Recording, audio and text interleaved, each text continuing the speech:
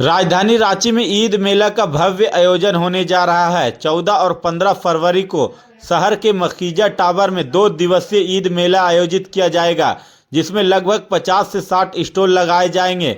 मेले को लेकर आयोजक और स्थानीय व्यापारियों में खास उत्साह देखने को मिल रहा है। स्टॉल पर कुर्ता पैजामा, पठानी सूट, अबाया, हिजाब, दुपट्टा, बच्चों के लिए ईद स्पेशल ड्रेस, साथ ही साथ जूते, चप्पल जैसे तमाम चीज उपलब्ध रहेंगे। कि खास हर साल होता है और ईद जो है उसका मतलब ही होता है खुशी।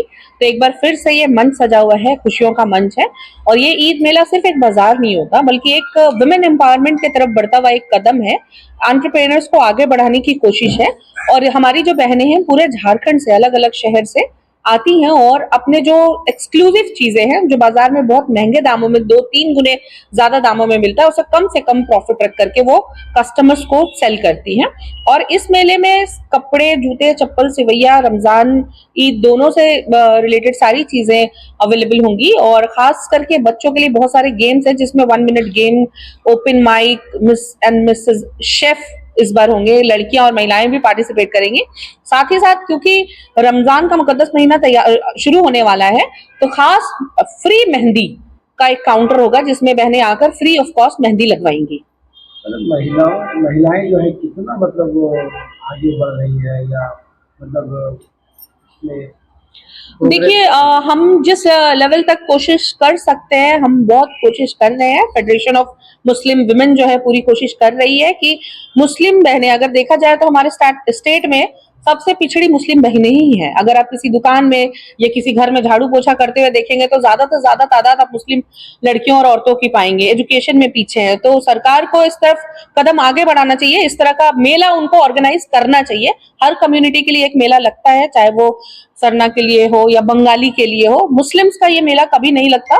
उनकी सपोर्ट की जरूरत है। हम इकोनॉमिकली पहले से ही बहुत कमजोर है, उनको सपोर्ट करना चाहिए और इस तरह का मेला उनको ऑर्गेनाइज करना चाहिए। हमारी जितनी कोशिश होती है हम करते हैं।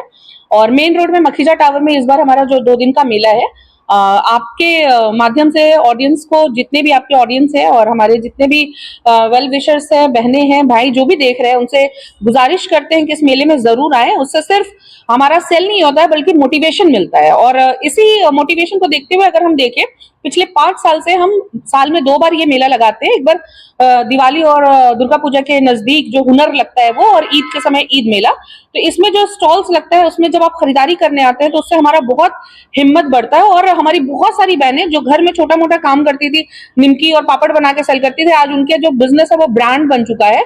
एक एक लेडी का जो है 2-2, 3-3 स्टोर्स है। और इससे एक पॉजिटिव कंपटीशन भी होता है। प्रोग्रेस कर रही बहुत प्रोग्रेस है, अगर आप देखें तो बहुत प्रोग्रेस है। और बहुत बड़ी खुशी होती है जानकर। कितने स्टॉल लगे और क्या क्या स्टॉल में था? अभी तक हमारे 50-55 स्टॉल्स बुक हो चुके हैं, जिसमें जो खास जूतियां होती हैं, चप्पल, जूते, चूड़ियां होती हैं, कपड़े हैं, खाने पीने का स्टॉल्स है, बिरयानी का है, और ईद से रिलेटेड और रमजान से जितनी भी चीजें, चाहे नकाब, हिजाब या साड़ियां हैं, जेंट्स के कुर्ते हैं।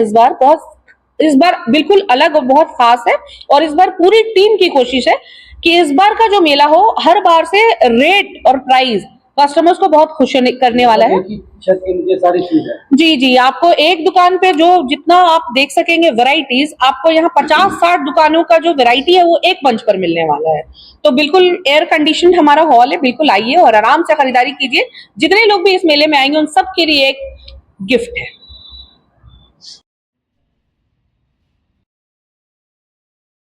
फेडरेशन ऑफ मुस्लिम विमेन के डायरेक्टर हूँ और ये मेरे साथ मेरी टीम है।